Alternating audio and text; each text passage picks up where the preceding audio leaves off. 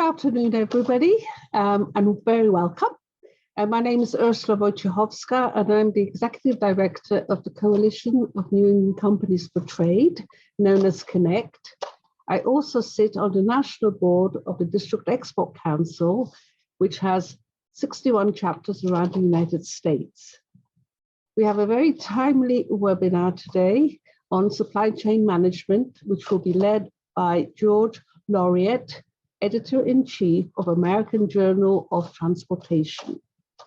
Before we begin, just a few housekeeping points. This discussion, it will be recorded and will be available on the NADC YouTube channel next week. We encourage you to post your questions in the Q&A feature at the bottom of your screens.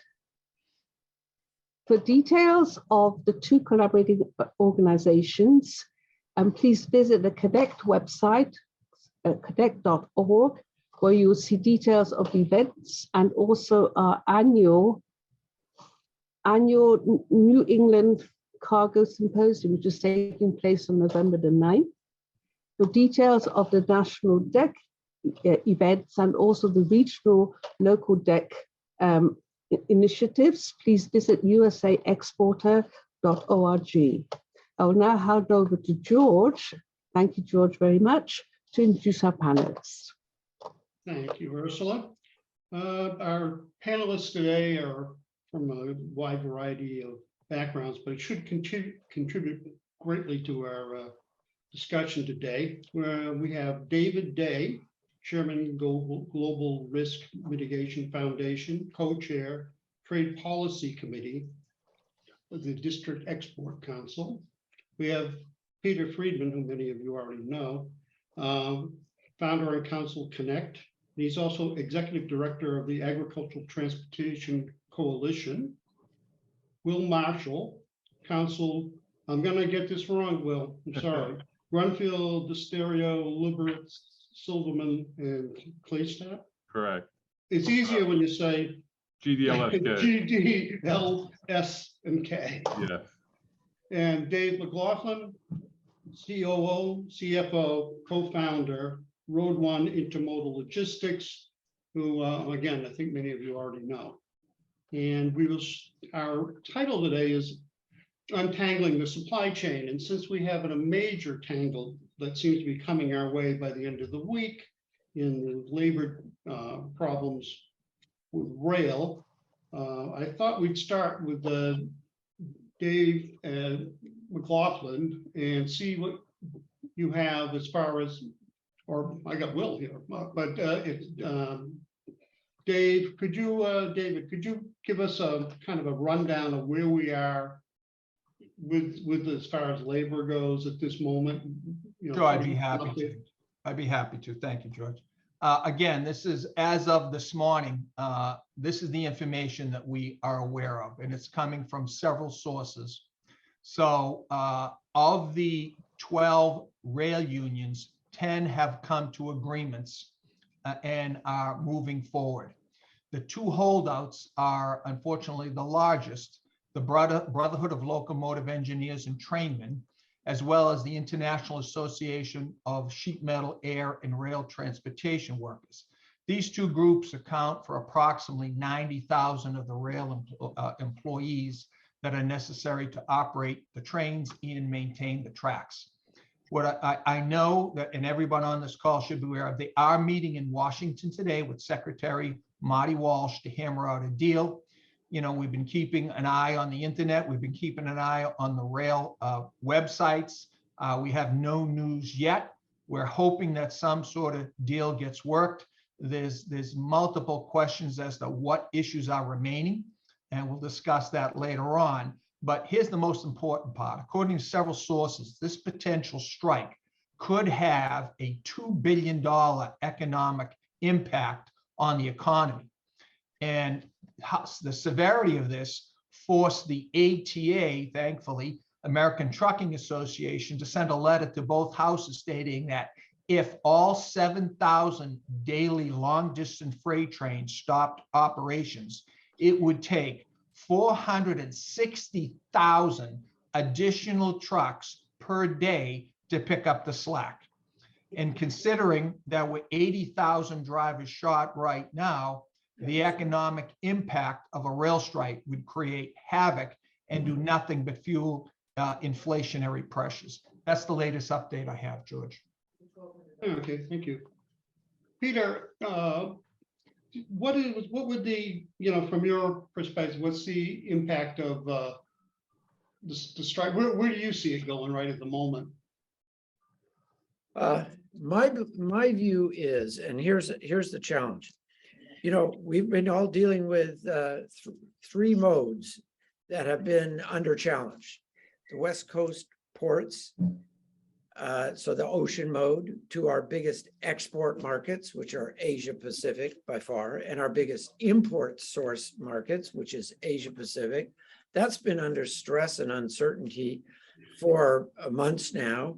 We're 3 months into a post-contract environment. There's no longshore contract, and there's some uncertainty. So while we're dealing with that, we have the rail uncertainty now. And we also have truck uncertainty because California, the state of California, and its continuing drive to drive business out of the state of California of all kinds, is now got a new law affirmed by the Supreme Court of the US that says that you can't have independent contractor drivers. So that's going to cost thousands of drivers to hang it up. So those three modes, truck, rail, and ocean, are under extreme pressure. On the ocean, people have, it's not easy, it's expensive, it's disruptive, but there is an alternative. You can, as some have done, shift from a West Coast port gateway to a Gulf or East Coast gateway, and hence in Savannah, they got 8 to 18 days queues for the ships to come in.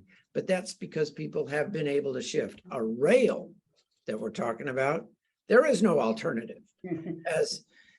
As David just said, you got 500,000 new trucks you got to find and 500,000 new drivers. You're not going to do that. So there is no alternative.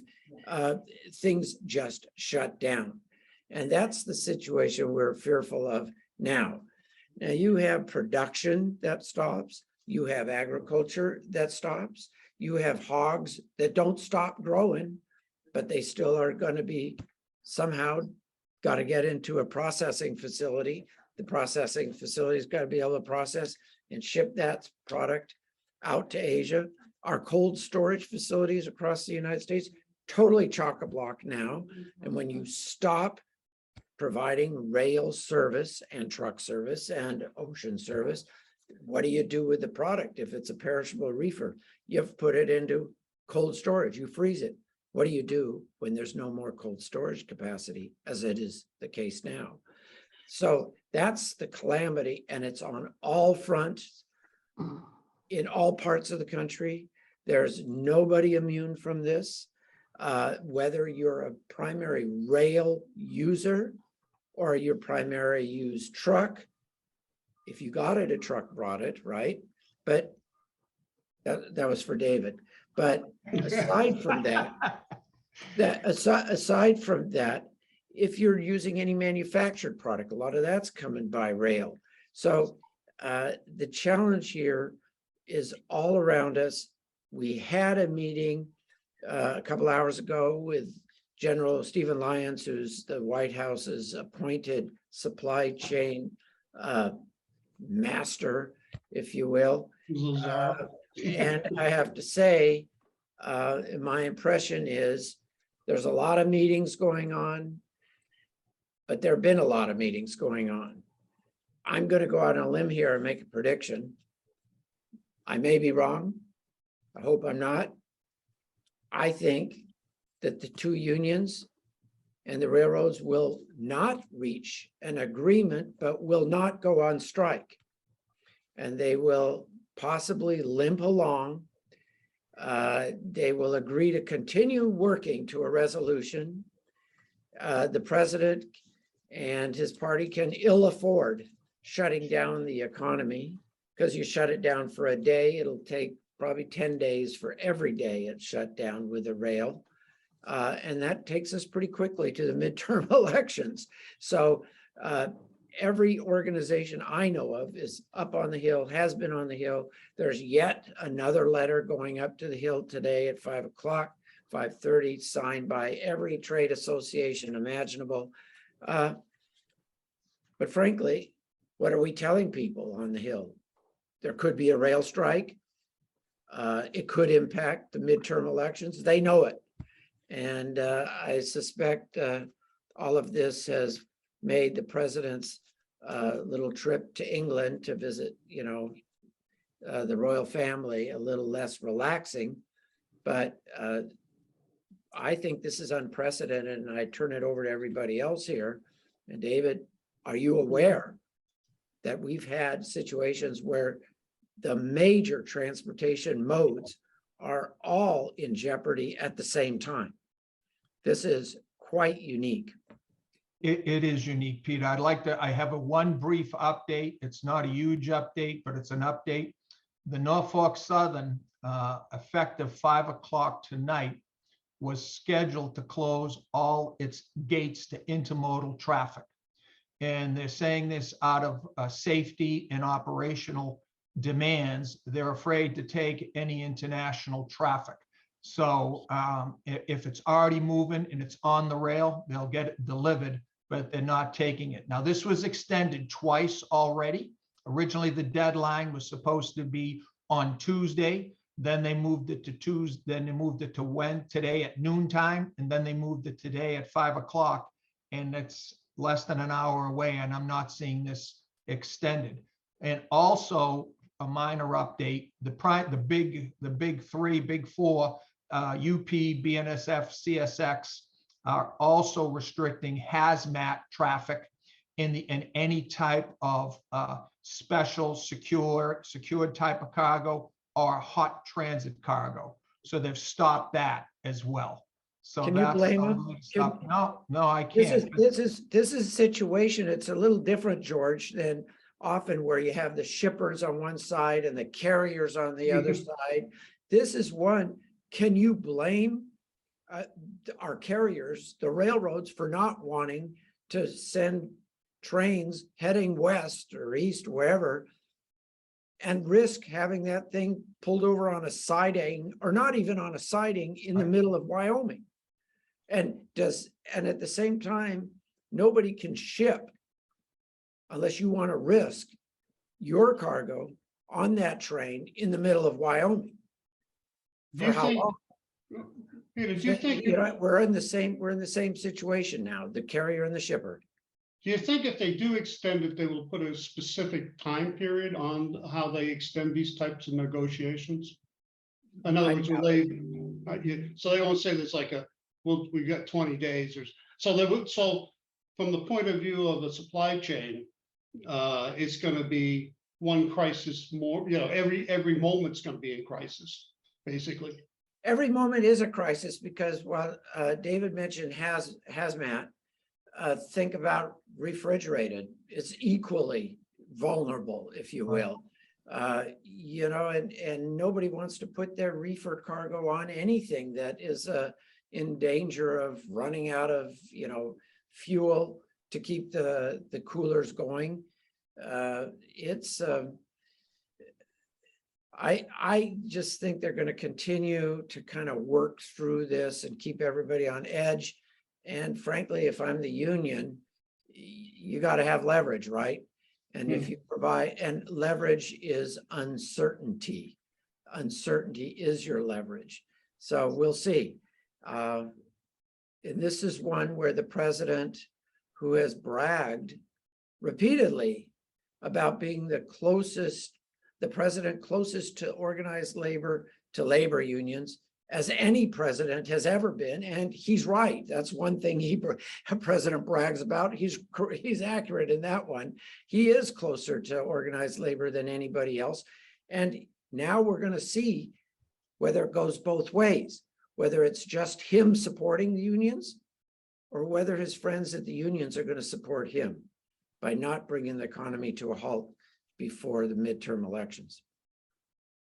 It's sort of, since this is sort of, we're going to be put in a wait and see anyway. It's kind of rather like that train coming down the track that may run you over or may not. Let's move on to some of the other problems that we're looking at. And we have the West Coast, which is a whole collection of things. And for the moment, we can go back to, we mentioned it briefly about the with the situation with AB5. And I know that you and David have already talked about these things in the past, but why don't we try to go back and where you think it is and where you think it will be going? Because that also fits into this disruptive situation, not just now, but going forward. So I think the AB5 is the independent contractor that California decided that they don't want independent contractors. Mostly, I don't think the legislature decided anything. It was the Teamsters who decided you can't organize independent contractors. So if they're all employees, they can be organized. And the Teamsters hold a fair amount of sway in California. And so the Supreme Court has agreed with them that, you know, if you're a driver, and David can go into some specifics, but most of those drivers can arguably fit in the category mandatorily as employees rather than independent contractors. The difficulty here to remember is that the same is true in Washington State. The Teamsters hold a lot of sway in that state legislature, and the party that's in the majority in both California and Washington State are the same, close to the Teamsters. And there's talk about that migrating up the coast, which would be very dangerous as well. So I'll turn it over to George, because there's a lot of David, because there's a lot of conjecture as to how many drivers will actually make a transition or drop out. Yeah, let me just give a recap on that. So this all started when a particular lawsuit that was supposed to be, we thought would be heard by the Supreme Court, considering we thought it was a conservative court, refused to hear the case. So what happened is it reverted back to the Ninth Circuit Court, which basically said that the AB5, there's an ABC rule, and it's the B part of the rule that says that the individual, if the individual is providing services in the same business that the other individual is, then they must be considered employees. So it's the B portion of the test that no one can comply with. And if I think you remember, George, I used the case of a freelance writer, right, in California would fall into that category too. So what happened was, when they didn't hear it, the Supreme Court lifted the temporary injunction on August 29th, and AB5 is now the law of the land. So technically, to Peter's comment, the independent contractor model is dead in California. Now, there are some things that can be done. These independent contractors can go out, apply for their own authority, get their own SCAT codes, get their own insurance, and still try to operate as an independent driver and use the business-to-business exemption, which is a possibility. But it does put a lot of burden on these drivers, a lot of additional costs, a lot of additional regulatory pressures and items that they have to comply with, where being an independent contractor, they would be operating under someone else's authority, and they would be providing that information. So what I think you're going to see is there's a lot of drivers here that are just going to find something else to do, and you're going to see a sharp increase. This is just my opinion. I am not an expert in California law or California operations by any stretch of the imagination, but one would think that there's going to be a driver fallout, which would conversely, create shortages and would, artificially at least for some period, drive up pricing.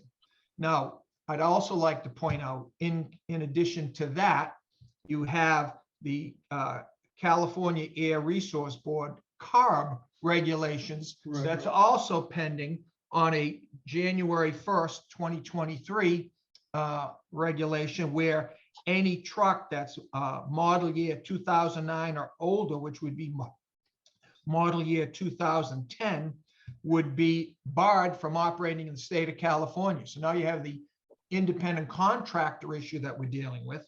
Come January, which is not a long time away by any stretch of the imagination, there's another 76,000 trucks, according to the California Trucking Association. I'm getting this information from them. This is not coming from me. That would be barred from operating in the state of California. So supply and demand would indicate to me that there's going to be a substantial increase in costs of operating, especially drayage and trucking in the state of California. Let's, now that we've really ruined everyone's day, let's move on to something else that's a little bit different. More to the sort of the bigger picture things for the moment. Everybody's been talking about the different sanctions and so forth, and we've all talked about, you know, what's happening with Ukraine, Russia, and obviously I don't know if you'd call it a decoupling from China, since we have an amazing amount of goods still moving back and forth. But let's start talking about how that might look going forward. And so why don't we, David, that's your expertise. So could you sort of fill us in where things sit with that, or where we are with it? Sure. And George, just before I do that, let me just add one comment to the wonderful discussion between Peter and David here on this California trucking situation. I think if you add all those pieces together, the bottom line is they may solve one of those problems, but they aren't going to solve, California is not going to solve all of them. And so what that means to me as the token member on this panel from the western part of the country is, I think what we're going to see is the long term, the West Coast ports are going to see a decrease in shipping and enhanced importance of our Gulf and East Coast ports over time. And that's assuming we don't have any kind of problem involving a blockade of the Taiwan Straits or the Luzon Straits or the channel with between Taiwan and Japan, because that's a very, very heavy shipping area. But to your question, George, the issue of sanctions is one that I think that all of us need to be very aware of. And of course, we have the standard 301 sanctions against China for intellectual property violations and that type of thing. But it's the Russia sanctions that are the most troublesome, because that's a very onerous sanction regime. And those of you out there in the audience may be saying, well, it doesn't apply to me. I don't do business with Russia. And my response is, well, hold on a second now. The Russia sanctions regime, number one, recognize that they are brutal. And between Treasury and Commerce, your firm gets on one of those blacklists, you will really regret it from a reputation standpoint. But there are a number of firms that the Commerce Department at the end of June has snagged that are not Russian firms. These are firms from the Middle East and from India. And the reason that Commerce snagged those is that they are doing business supporting the Russian war effort.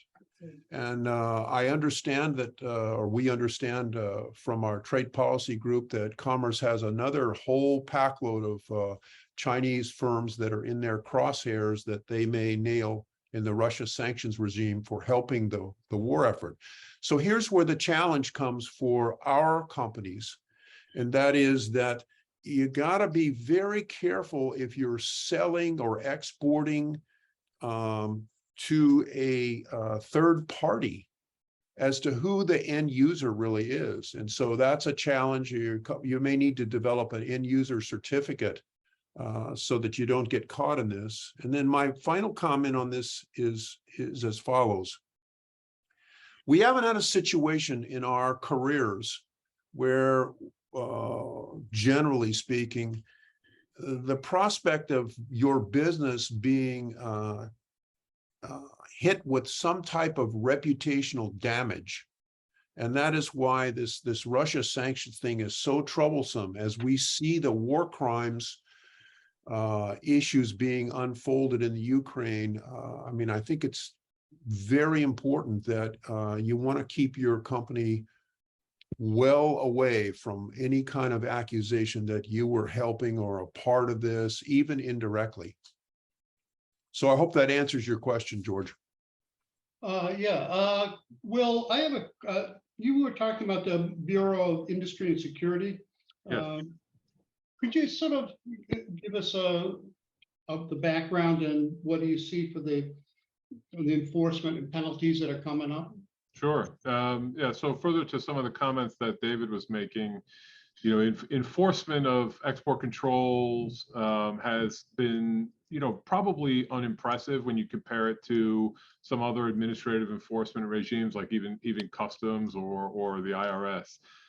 You know, there haven't been many financial penalties assessed, and those financial penalties that have been assessed have not been very large. But you know, given the increased use of export controls now as a political tool and as a foreign policy tool for the government, BIS has decided to revise its internal enforcement policies this summer. So in early July, they released an internal memorandum, which they made public, which sort of outlines their goals on increasing enforcement. So first and foremost, the Bureau of Industry and Security, which is part of the Department of Commerce, they will start using aggravation factors when they are reviewing possible enforcement actions. So, you know, in the past, there obviously mitigation factors is something that everyone is very familiar with. You know, maybe there was inadvertent clerical errors, things of that nature that could voluntary disclosures, things that could mitigate down penalties. Well, the BIS is now going to be looking at aggravation factors. So the nature of the foundational or strategic nature of the technologies that may have been traded, the parties to whom those technologies or products were shipped, and what end uses to which they were put will potentially increase penalties, which is a new development. Also, BIS had a longstanding practice of accepting no admission settlements. So an exporter who may have inadvertently run afoul of the export control regulatory scheme could have made a voluntary disclosure and you know, or been subject to an enforcement investigation from BIS. And in resolving that, they could make an admission letter without specifically admitting guilt and mitigate down penalties. Well, BIS is no longer accepting no admission or denial resolutions. And that comes in on the heels of making those settlement letters now public. So to the point that David was making about you know, reputational damage involved, you know, export control violations, you know, particularly as they relate to China. You know, I think the compliance there is difficult given some of the end user restrictions. You know, the military end user is very much at the core of BIS's enforcement focus, and determining who's a military end user in China is not always straightforward. And so where there may be an enforcement action, you know, making no admission or not making any denial is no longer an option, and that settlement letter will become public. So it raises the stakes quite a lot for internal compliance staff at companies.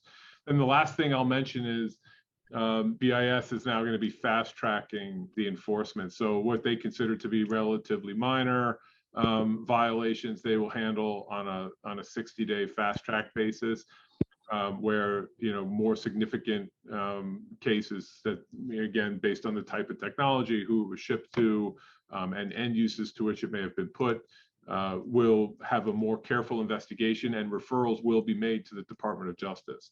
So something to keep in mind here is obviously the heightened enforcement environment, the scrutiny to which shippers will be put. And then finally is if a voluntary self-reporting is contemplated, please bear in mind that a voluntary report to BIS will not cover you for the Department of Justice. So you'll need to do a separate one. And so those are things to keep in mind there. So what does an exporter have as recourse? I mean, when they start getting entangled? Well, I mean, I think there's several ways, that shippers can protect themselves. First and foremost is having a good grip on the categories, the commerce control lists, the CCL numbers under which your products are classified, to have a good grasp on the control status of the products that you're shipping. Secondarily, I think, is having a careful and thorough end user due diligence program, particularly where you're shipping to China. Ensuring that you don't have potential military end users in your supply chain is going to be important. And I have clients who ship or sell technology products that are used in academic research, logic analyzers, things of that nature. And trying to separate universities in China from being considered potentially military end users is not so easy. Some of them have research institutions within the university that are proud of research that they've done in conjunction with the People's Liberation Army, just like we have here in the United States. And those are red flags, and I would encourage all shippers to spot and resolve red flags before sales are made and shipments are completed. And so I think it all comes down to really the basic blocking and tackling with respect to your compliance programs and careful due diligence on end users. Thank you. Peter, one thing I was wondering about was, and you had mentioned that there may be the Ocean Shipping Reform Act might be because of the circumstances, a lot of things could change. And I'd like to return to that because you had mentioned that in an earlier conversation. I'd like to hear more about it. Sure. Look at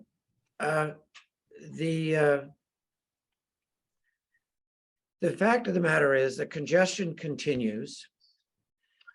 I think, in fact, the congestion and disruption of the supply chain continues and grows together with ocean carriers' announced profits.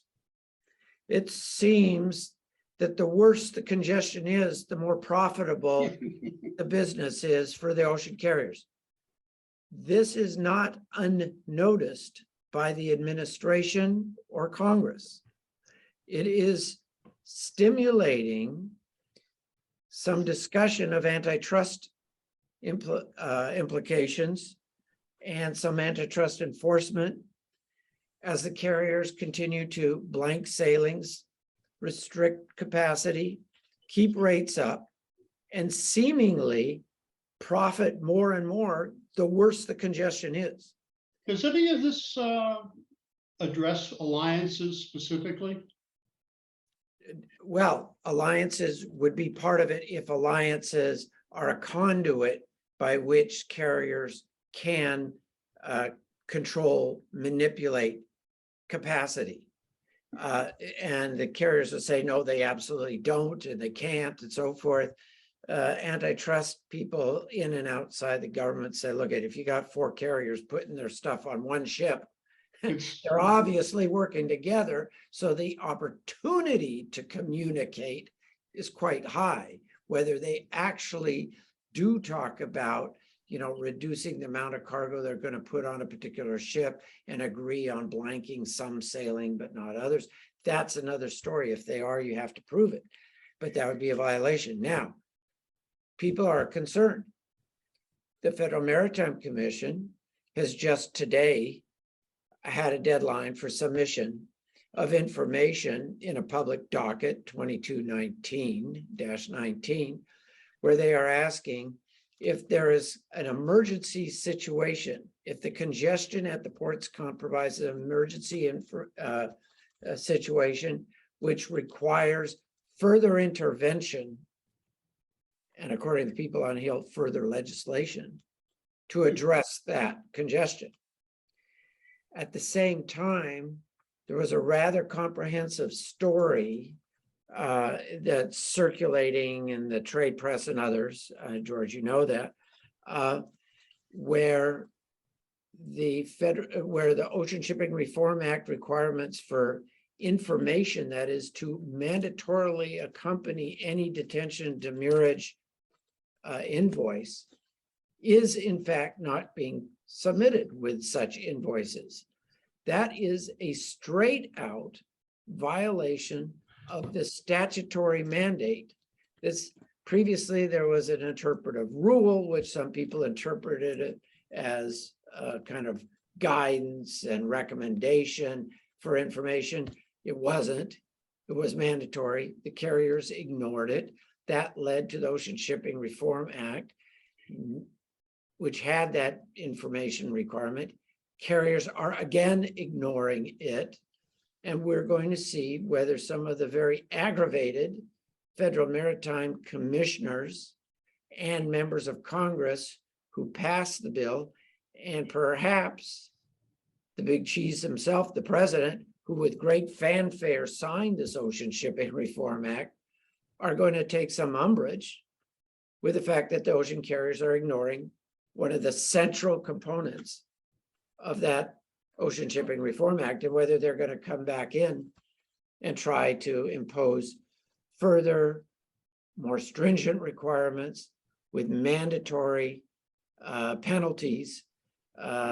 So we're going to see what happens.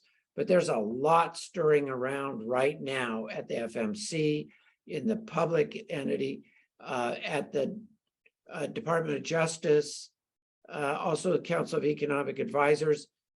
Members of Congress, issued a lot of press releases, and the president issued a lot of press releases and, bragging about this great accomplishment. But it's not such a great accomplishment if the parties that are supposed to change their ways aren't doing so. One question I had that was from comments you had made previously was, does the FMC have enough, for lack of a better word, people to become a regulatory authority to follow all this? So can they, in other words, can they handle this new load? Well, for 40 years, well, more or less, since the Shipping Act of '84, the FMC gave as the reason that they were not able to, really enforce the Shipping Act, it's because they didn't have the authority. And that was sort of the mantra there. You kept hearing it from staff and many of the commissioners. We don't have the authority. So Congress said, okay, we're going to give you the authority. Now you will recall that in early June, late May, the FMC issued a $2 million penalty to Hapag-Lloyd for violation of some of the regulations, and another $880,000 to Wanhai Lines. This was done over a month before the Ocean Shipping Reform Act was supposedly giving the commission authority passed. It wasn't even law yet. Right. So somehow the commission found the authority that it had been saying it lacked for 30 plus years to actually take action for the first time. They had never imposed penalties like this or of any kind against the carriers. So all of a sudden they found the authority. Did they find the authority? Wasn't it there all along? Yes, it was there all along.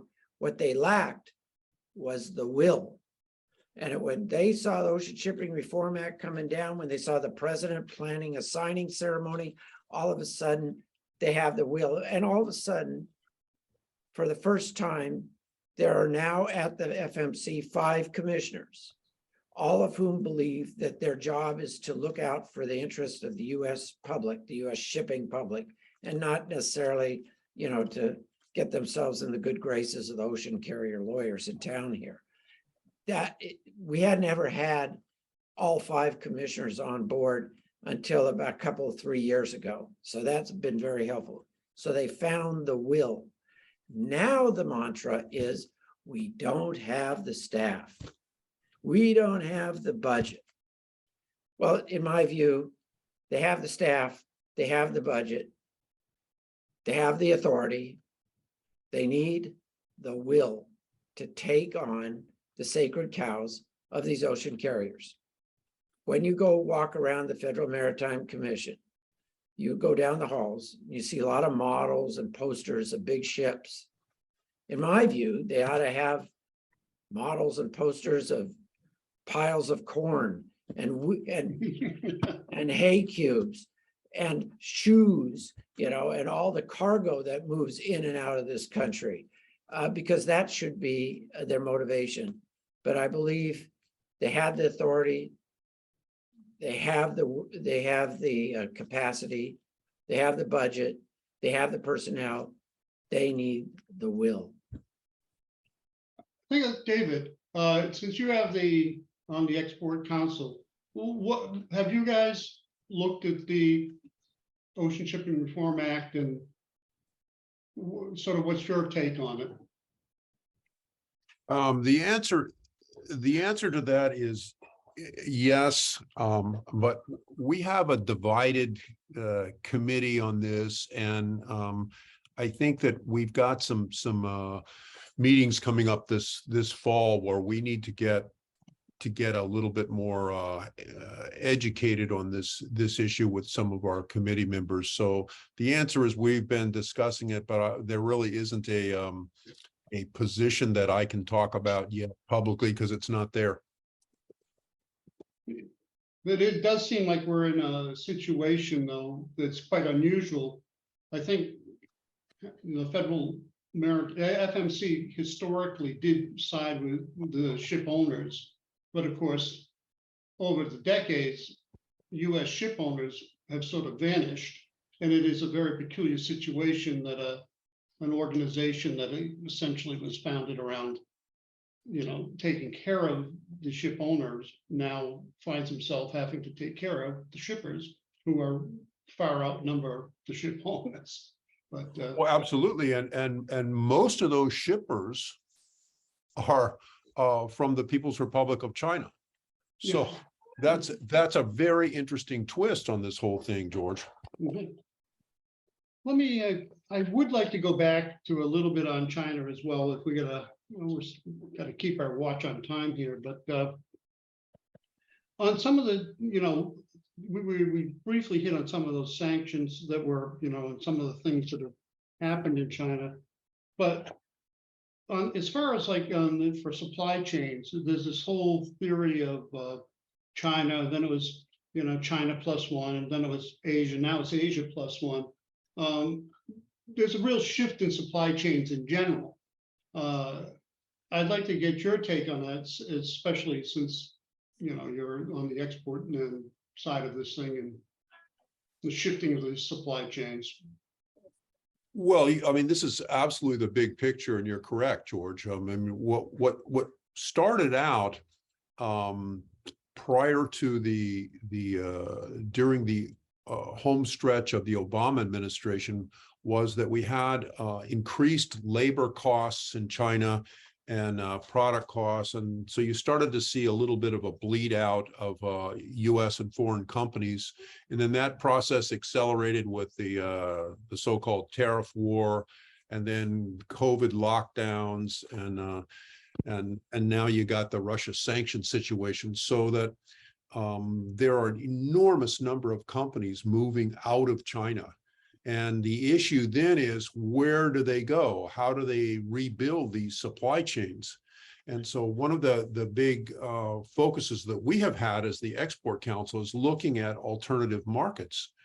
And as we look at those, I mean, the first one that comes to mind, of course, is Vietnam. Another one is India. Those two markets have seen a real boom with, as an example, Apple and Foxconn moving into both of those countries. But with this Russia sanction situation and the ties of those two countries to Russia, I'm not so sure that that's a low risk proposition. And so we have been looking at markets trying to get things developed more in the Americas here. And our trade policy committee has developed a whole new trade initiative, which we're about ready to unroll with the US government. It's called the Southbound Trade Initiative, and it's essentially the USMCA on steroids to pick up the entire hemisphere. And we do have some real challenges with this, because now we have a number of leftist governments taking over in Chile and Argentina. And I think Colombia was another one recently that posed some problems. But we have a patchwork of foreign free trade agreements in the Americas that have been essentially left fallow. So this is an area that we're trying to focus on, in addition to our own USMCA, which is the most highly integrated trade bloc in the country. The current trade negotiations that were underway in the prior administration with the UK and the EU have simply fallen by the wayside. They're not going to go anywhere. But I'm hopeful that we can revive some private sector to private sector deals with the UK as well as with the EU. And that's kind of the big picture with where this whole sanctions regime and COVID lockdowns. I really don't think we're going to see the Communist Party leadership back off of these COVID lockdowns. And this means that the supply chains and the shipping coming out of China is going to be a mess for quite some time to come. And let me make one final comment. We had a reference in our chat about the Uyghur Human Rights Policy Act, or the other name for it is the Forced Labor or Slave Labor Act. This is an export issue if the components being included in the product for export are coming out of Xinjiang. And so this is another sanctions regime that is put into place and is now active this year, and it's caused quite a bit of problem with American importers who then may use those products built into their eventual export. Yeah, this is, on the human rights policy. Right. Right, yeah. Yeah, the other thing that was recently added to that was the idea of Russian goods, particularly lumber and things like that, being funneled into China to be made into Chinese products, and where something like that would fall as far as sanctions go, since it seems like it might even be a double whammy on that one.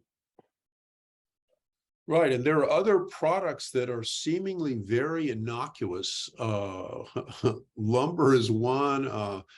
One of them is I saw some discussion about pencils and export of pencils to China that were being in turn exported across the border to Russia.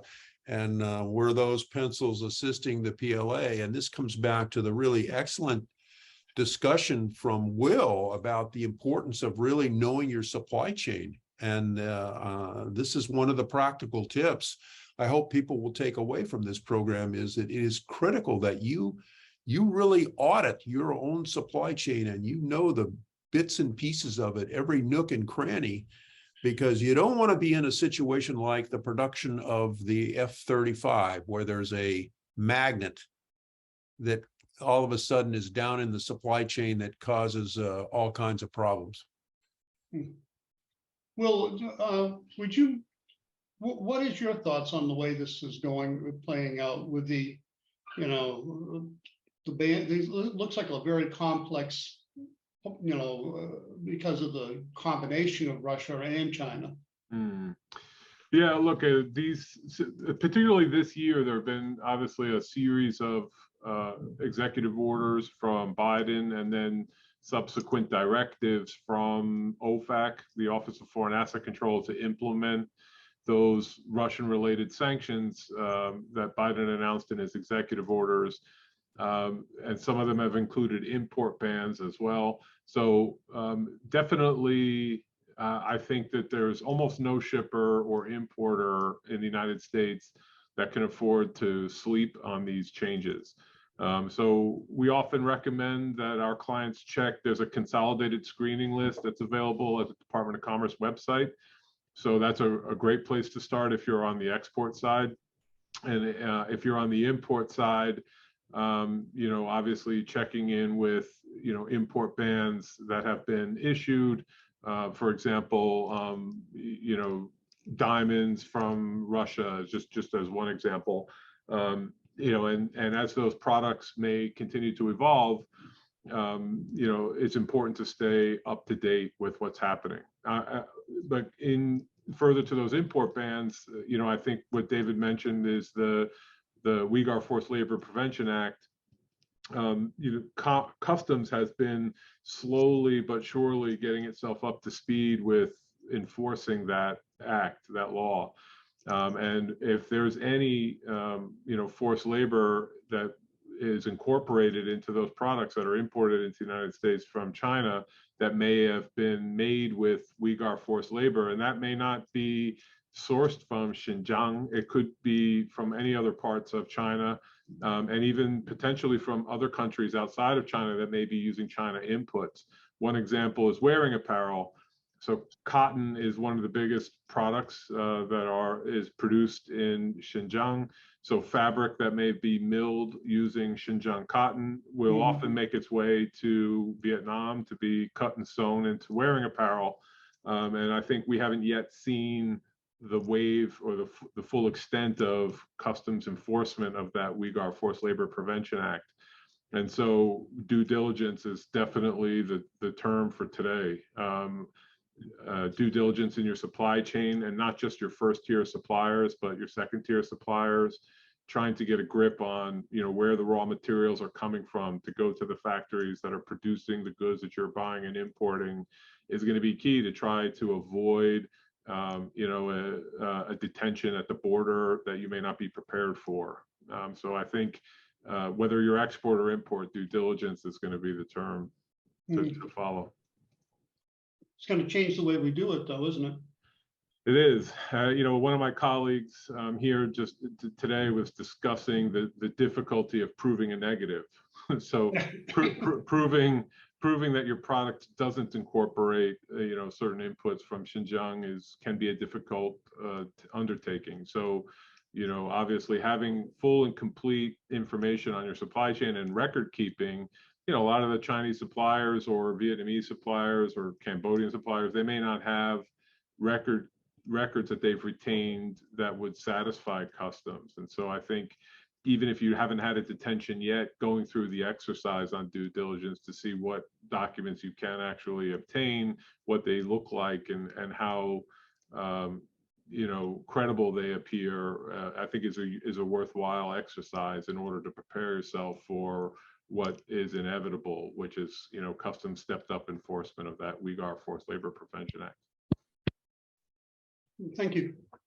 Well, we're getting down to the 10-minute mark here, so I think we're going to first see if anyone wants to chime in and needs answers. And for that, and otherwise, I'm going to go to sort of the questions for the last 10 minutes that kind of came out of the discussions. And one of them, which both Peter and David came up with, was actually all of you have, is what would happen if more ships moved out of the West Coast and moved to the East Coast. Quite frankly, can the East Coast actually accept many more ships? I mean, I was told that we could only accept about 10% increase from the West Coast if that was a diversion. I'm not sure. I would say that the shift is old news. Yeah, I agree with that. This shift is not going to happen. It is It happening. has happened and is continuing. I think that West Coast market share has dropped from in the low 70% Right. now into the mid to low 40%, somewhere around there, George, you know the numbers, but somewhere around that. So that's a massive shift. Now, the other thing is, when you're talking about capacity expansion opportunities, It would be here. you know, anybody needs to do, just go for a drive to the Port of Charleston, go to the drive to Port of Savannah and Norfolk. On your drive into the port, you're off the highway already and you're driving to the port, you are passing thousands of acres of land that could be developed, are being developed. In LA, Long Beach, Oakland, Seattle, Tacoma, you've got maybe inches of land that could be developed and you wouldn't even get to a foot. I mean, it is jammed between the water and downtown. And further, Georgia, South Carolina, Right. Virginia, unlike the West Coast ports, those ports are located in states that are aggressively pursuing economic growth and prefer not to put barriers to development and prefer to find solutions to environmental challenges. Also don't exist on the West Coast. So all those thousands of acres can be developed, are being developed, and nobody thought that they would grow as fast as they've been growing. And so all we need is that current trajectory to continue. The problem is our biggest markets are still in Asia Pacific, our biggest Exactly. force is Asia Pacific, and the West Coast is still the closest. So let me add an accelerator to Peter's excellent comment, and that is that China, under its Belt and Road, has developed and announced, I guess 3 years ago, relatively recently, this Arctic Silk Road, which is has been successfully implemented. They're talking about it now, but in February of 2021, they made the first Russian icebreaker move through the Arctic during the winter months. So essentially, depending on how the Arctic ice evolves, there's a much shorter route from Asia to coming into Newfoundland, Greenland, Northern Europe, as well as into the North America through the Arctic. It's much shorter than going through Suez and so that may be an accelerator to the trend that Peter has just mentioned that we'll see long term. Yeah, to David's point, I did a little research on that. In the travel time, you can take off about 13 days on transit time. Again, the dangers are, as you mentioned, David, icebergs, and there is a smaller window without an icebreaker, July to November, but you're looking at 35 versus 45 days. So that's a big plus. And it'll be interesting to see if this truly develops into a valuable trade lane. So David, I participated in a big program on this with the American Bar Association. And one of the things that the Canadian experts are looking at is, oh my Lord, we've got a problem now because we've got the potential for year-round Chinese shipping coming through the Arctic. And they may elect to take another route, the Northwest Passage, which cuts through the Canadian archipelago. And this is another security challenge for Canada. But the bottom line of this whole Arctic thing, David, is, as you rightly point out, is, this is going to put additional capacity enhancement, if you will, or incentives for the development of our ports on the East Coast and on the Gulf states. And I think Peter's comment about an inch left for growth is probably precisely correct. Yeah. And I would point out one more thing. If you look at the vessel backup right now, it's actually shifted from the West Coast to the East Coast. The number one vessels at anchor right now is Savannah, although the turn time is much quicker at 39. This is as of yesterday.